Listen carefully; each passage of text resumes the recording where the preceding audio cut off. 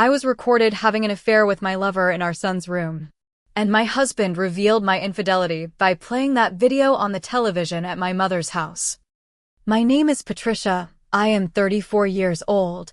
I am a primary school teacher, and for a long time I was seen as the woman who had it all: a present husband, a healthy son, and a seemingly stable life. My ex-husband, Enrique, is 37 years old. He is a financial analyst at a multinational, and for years he was the portrait of a respectable man. We have a son together, Lucas, a 6-year-old boy who is always my son on cloudy days. For neighbors, family, and colleagues from the school where I work, our marriage was synonymous with harmony. Social media photos, smiles at parent-teacher meetings, dinners with friends, all carefully polished. But it was enough to close the door of the house and the facade began to crumble because inside none of this was real. And the truth is that I no longer knew who I was in that marriage. At first I believed that love is shown in comfortable silence, in that complicity of someone who does not need to say much to be understood. But the silence that grew between Enrique and me was of another kind. It was the silence of indifference, of routine, of a lack of curiosity for others. I saw myself day after day fulfilling roles: wife, mother, teacher, housewife, as if I were a puzzle that would only work if all the pieces were in their place, from dinner being ready to Lucas's clean uniform. But what about me? Who took care of me? Henry did not look at me the way he used to. In fact, he barely looked at me, and this over time became an invisible wound. People say that long relationships change, that passion gives way to collaboration. But what happens when partnership becomes neglect? When the other person no longer notices your haircuts, your dark circles, or even your tiredness on your good days? I would scream for attention for small things: a dessert that he liked, a movie we used to watch together, and he, always tired, always will see. I clung to Lucas as a way to maintain my sanity. His hug was the only place where I still felt that I was needed, not just functional. And the more this absence hurt me, the more I pretended that everything was fine so as not to reveal my failure. Because admitting that the marriage was dying was accepting that I had failed. And I did not want that. I grew up with the idea that women need to defend themselves, to keep the house standing, even when everything around them begins to fall apart.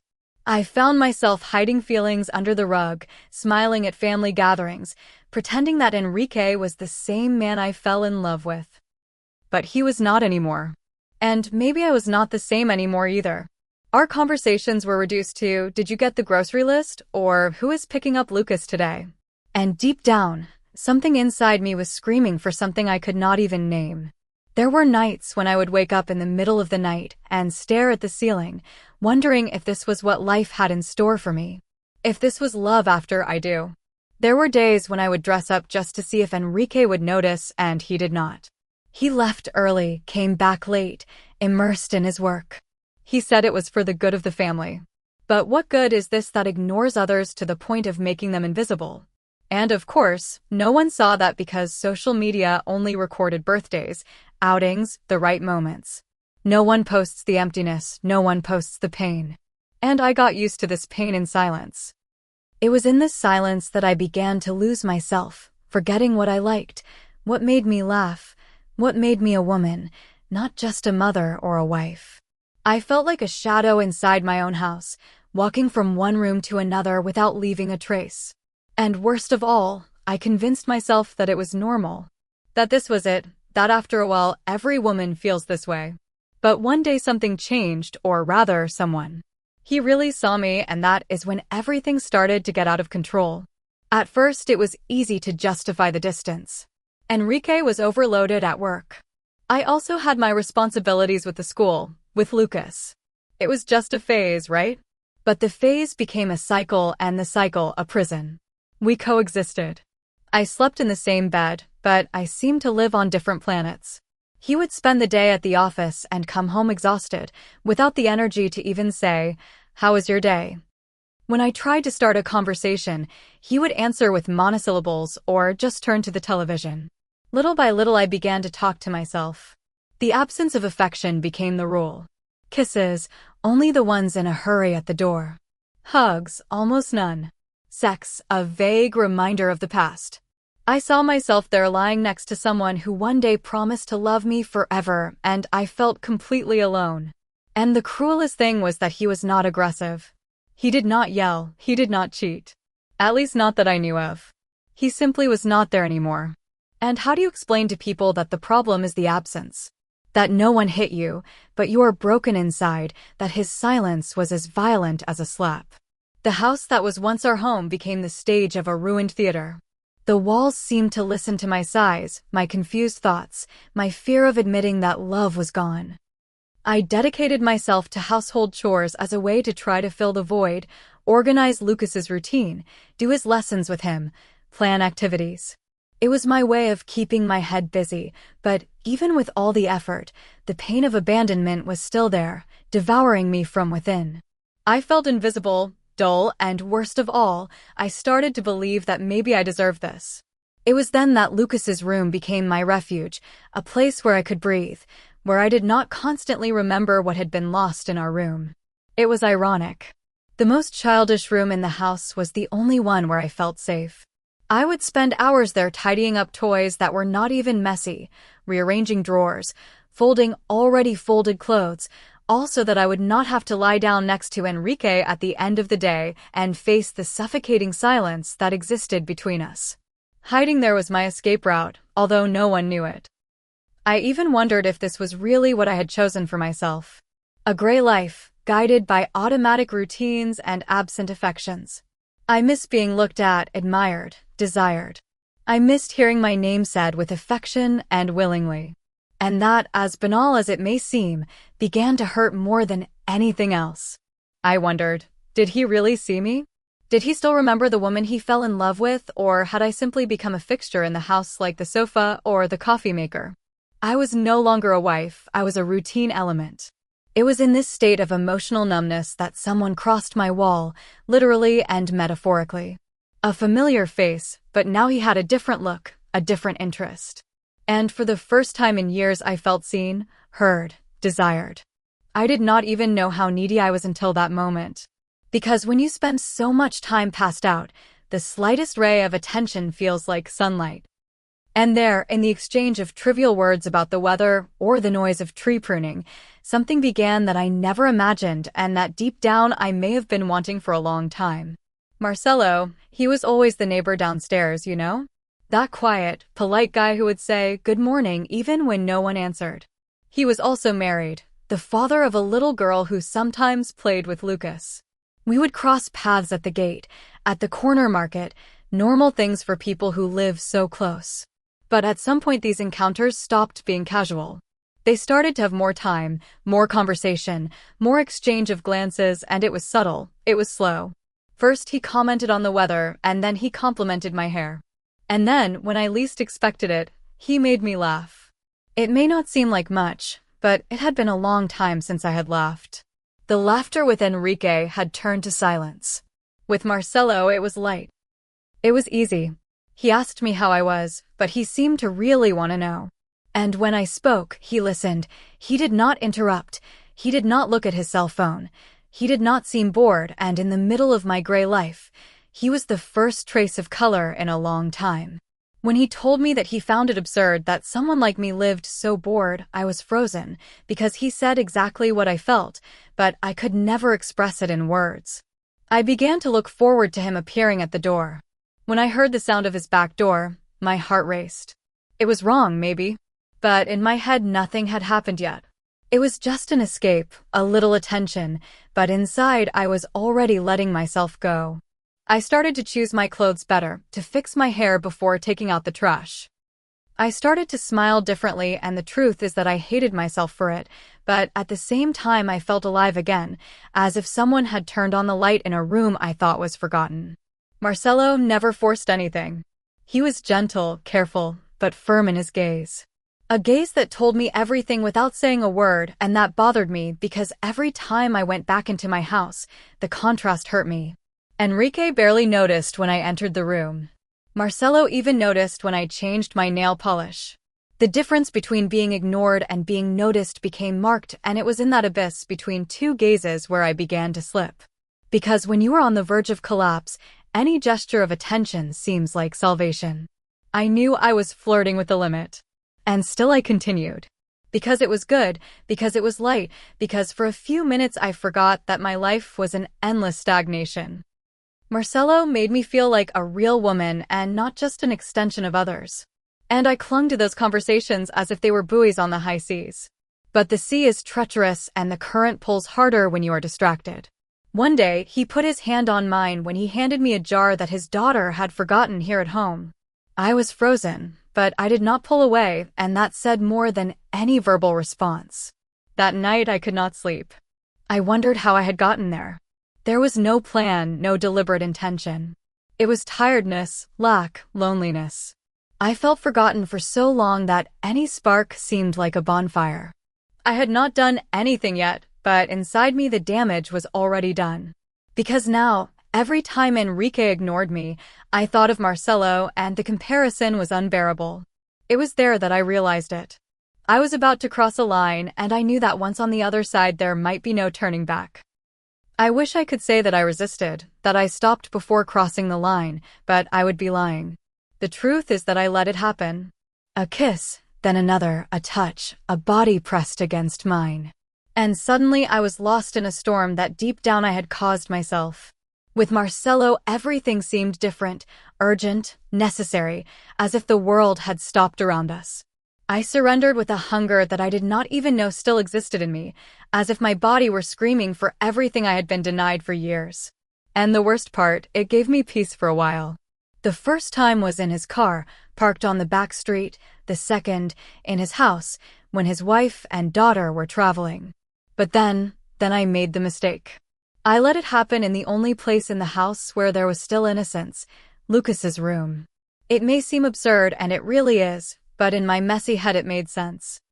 It was the only room where no one touched, where I could control the environment, where I felt safe. A place where ironically I used to run to protect myself from pain, and now I corrupted it with my own weakness. Marcelo was able to enter through the back window that led directly to the small room.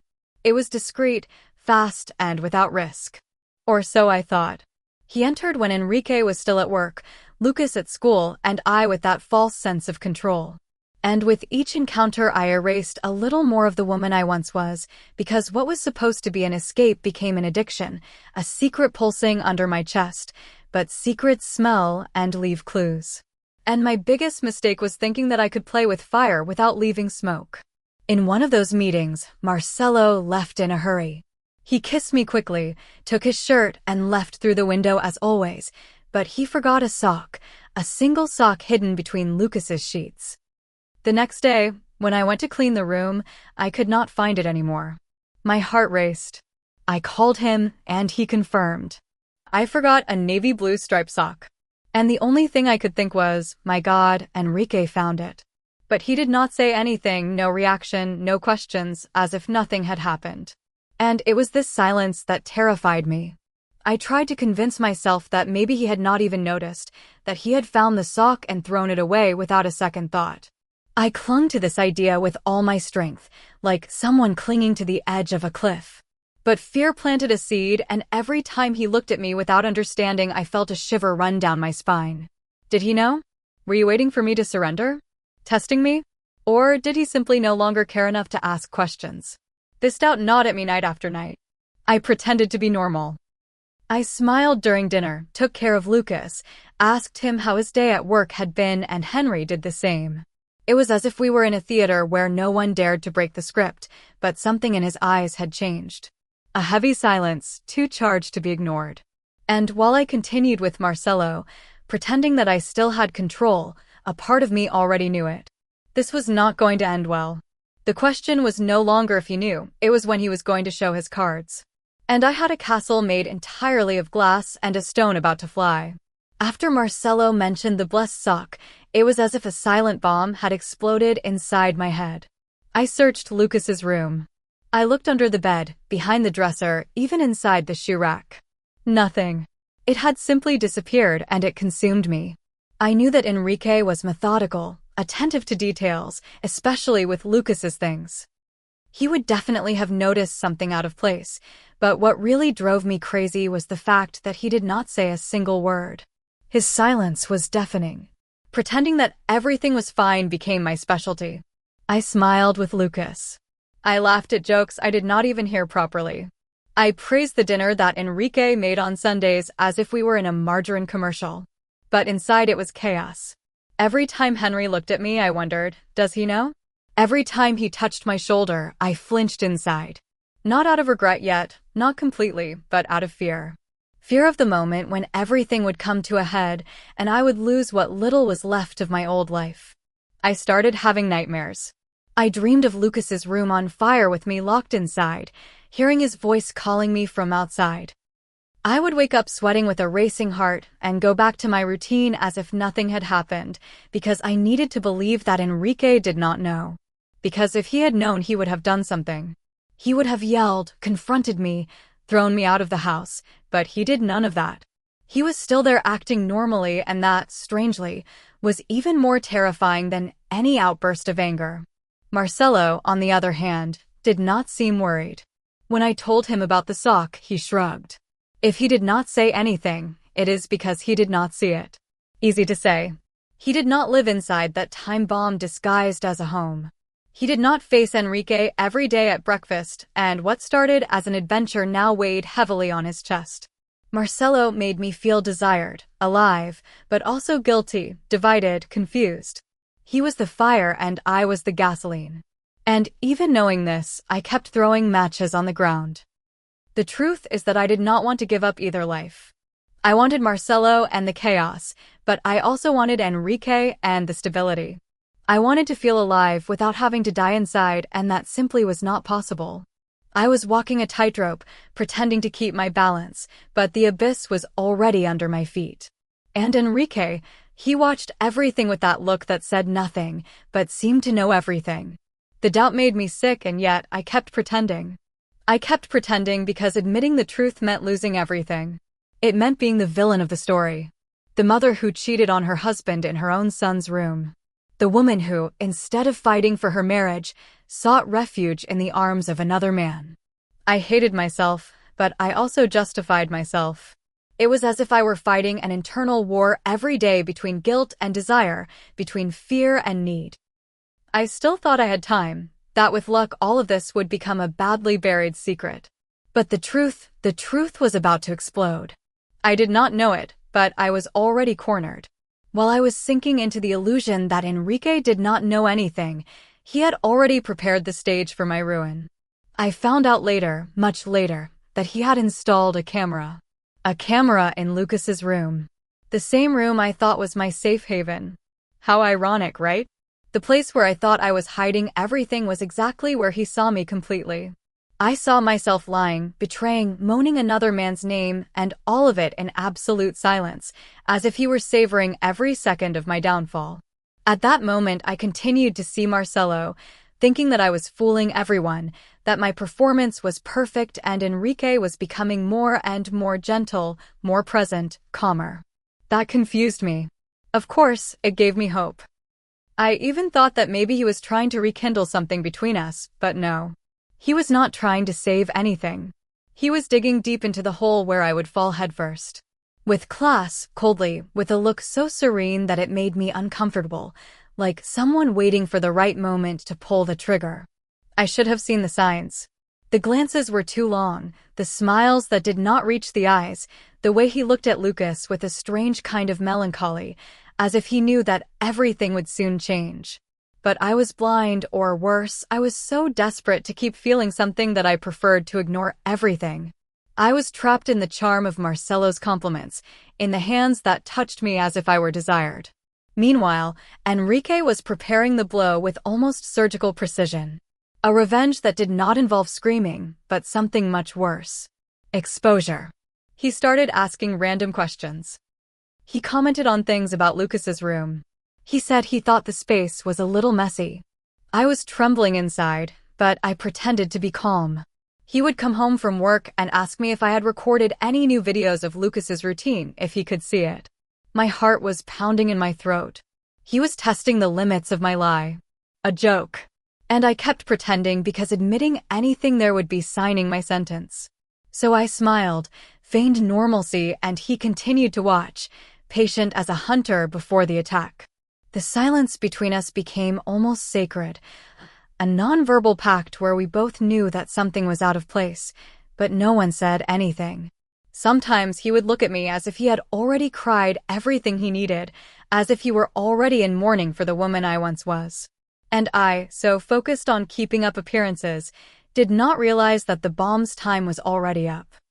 Every one of my steps was watched, every gesture, every breath, and he just needed the right moment, the right place, the right witnesses, because the fall would not be in private, it would be in front of everyone with an audience. Today I see that the real punishment was not the explosion, it was this waiting, this anticipation, this theater of normality that slowly drove me crazy. Because there is no greater pain than knowing you are guilty and still not receiving punishment. It is living on the edge of an earthquake, feeling the earth tremble without knowing when it will give way forever. Enrique planned everything with cruel precision, and when the time came, I finally understood what it meant to be destroyed with grace. But until then I still thought I could escape. We were at my mother's house having one of those Sunday lunches that she insisted on keeping even when everything was falling apart. Everyone was there, my sister, my brother-in-law, my parents, even an aunt who rarely showed up. Lucas ran around the room with his cousin, smiling, not imagining what was about to happen. I was trying to keep a smile on my face, even though inside I was a mess. Enrique remained quiet, but participative. He helped with the barbecue and praised my mother's seasoning. No one suspected anything, and that is when he asked to turn on the television. "I have something to show everyone," he said with that light, almost amused tone. He grabbed the controller, inserted a flash drive, and pressed play. What appeared on the screen was the end of my life, as I knew it. It was me in Lucas's room, with Marcelo, moaning, giving orders, laughing, asking for more, with my hair messy, my eyes closed, my body surrendered. The sound is loud, the details are clear, and everyone there frozen. My mother covered her mouth with her hand. My sister turned her face. My father got up and left without saying a word. And Lucas, my son, seemed confused, not understanding. I wanted to scream, to erase everything, to disappear. The floor seemed to have disappeared from under my feet. I felt my stomach turn and my head spin. I tried to run to the television, turn it off, take out the flash drive, anything, but Enrique held me with contained firmness. "Now let them see the real you." Those words were like a punch. Marcelo appeared in more than one video, and then came other recordings of me alone, touching myself, sending him messages. In our son's room, the room that now became a symbol of everything I destroyed. No one said anything. It was just the sound of my own voice moaning loudly, echoing in the living room of my mother's house. And then silence. Enrique turned off the television, simply said, "I am tired of pretending." And he left with Lucas by the hand. And there I stayed in the middle of a circle of horrified faces, of looks that no longer recognized me. I felt my whole body tremble. I collapsed on the sofa, trying to control the crying that was already coming from inside my chest, as if it were going to come out through my skin. No one hugged me, no one said a word. It was as if I had died. That afternoon I lost everything. My husband, my son, my name, my dignity. Was what Henry did cruel? Yes, but it was also a response to my betrayal, a punishment thought out to the smallest detail. And as much as it hurts to admit it, he did it.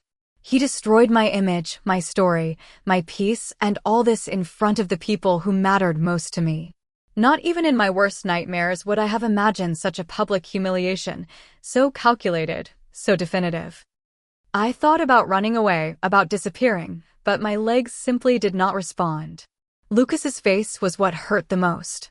Those little eyes trying to understand why his mother was going through this, why his father looked at her with such disappointment, why everyone was so quiet. His confusion, his loss of innocence broke me, and I knew there, in that room, that nothing would ever be the same again. There was no going back. You could not pretend. Enrique made sure everyone saw it, and now there was no way to hide who I had become. The story spread like wildfire. A week after the fateful lunch, the school where I worked called me for a talk. They said that given the situation, they would temporarily remove me. The truth is they did not want my name to be linked to the school. Some mothers joined in and said they no longer trusted leaving their children in the care of a woman like me. There was even one who even shouted at the door, "This woman has the courage to stand at the altar of the room and teach values." I heard it and I have not forgotten, because that is where I stopped being the beloved teacher. I became a walking scandal. My family, devastated by the exposure, also kept their distance. My parents could barely look me in the face. My mother cried all the time and said she could not understand where I got lost. My father said nothing, it was not necessary. His silence hurt more than any reprimand. My sister blocked me from everything. She said she did not want her daughter to have contact with people like me. I was alone, literally. No one looked for me, no one called me. People looked at me on the street as if I had a sign of shame hanging from my neck, and Marcelo disappeared. Just like that, he disappeared from the map. They say he went to another state with his wife. Some say she found out everything, that they separated. Others think he just wanted to get away from the chaos. But he never called me. Never sent a message. Nothing, as if I had been a dark chapter in his book. And, honestly, maybe I really was, but for me he was much more. He was the match that lit my fire.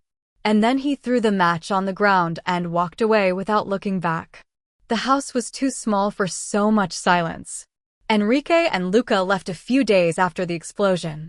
I did not want to fight for custody.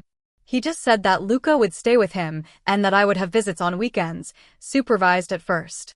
I signed everything, without fighting, without saying a word, because deep down I knew that I had lost the right to argue. How can I look at my son and tell him that I deserve to be close? How can I convince someone that I am still capable of taking care of myself when I was not even taking care of myself? I began to live behind four walls where the echo of my mistakes visited me every day. My days became a loop of regret, shame, and loneliness. I tried to tidy up the house, maintain a routine, pretend some normality, but everything sounded false, as if I were in an eternal punishment where every reflection showed the woman who destroyed her own story. Sometimes someone at the market would recognize me and whisper. Other times it was just a look, but it hurt just as well, because nothing I did now would change what was exposed to be. On the internet, the video ended up in a WhatsApp group. Of course. One mother shared it with another who passed it on, and suddenly, I was the woman in the video. I had to deactivate all my networks. The messages, the insults, the memes, all became part of my sentence. And the cruelest thing of all was knowing that Enrique had won. He got what he wanted, to destroy me completely. And although I understand his anger, a part of me still wonders, did he need to go that far? Today Enrique takes care of Lucas alone. He does not prevent me from seeing our son, but he does not make it any easier either. We meet on weekends with those brief, practical conversations, always about Lucas's well-being. It is as if we were two distant islands connected only by a fragile bridge called parenthood. Lucas, on the other hand, looks fine. Children have a strange way of adapting, of moving on even when everything falls apart.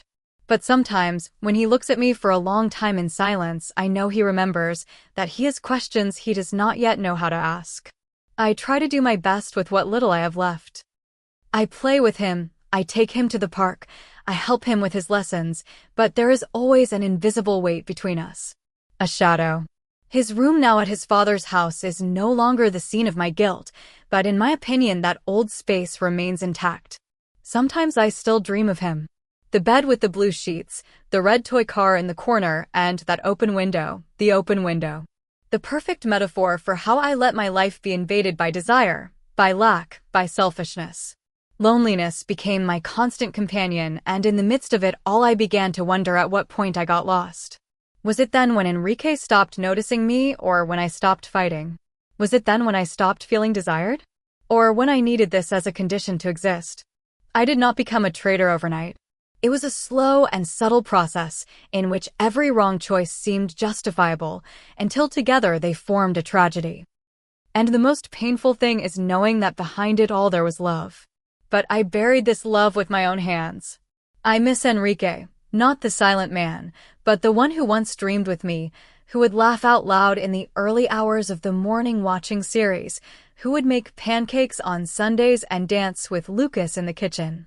I miss what we were, what we could have been, but I do not expect forgiveness or reconciliation because I know what I caused. And sometimes the greatest punishment is not losing others, but losing yourself. It is looking in the mirror and no longer recognizing who is there. It is living every day trying to sew your own pieces back together, even knowing that some pieces will never reappear. And as if the shame were not enough, there was the silent price that this fame left me. Some men began to approach, disguised as empathy, pretending to understand.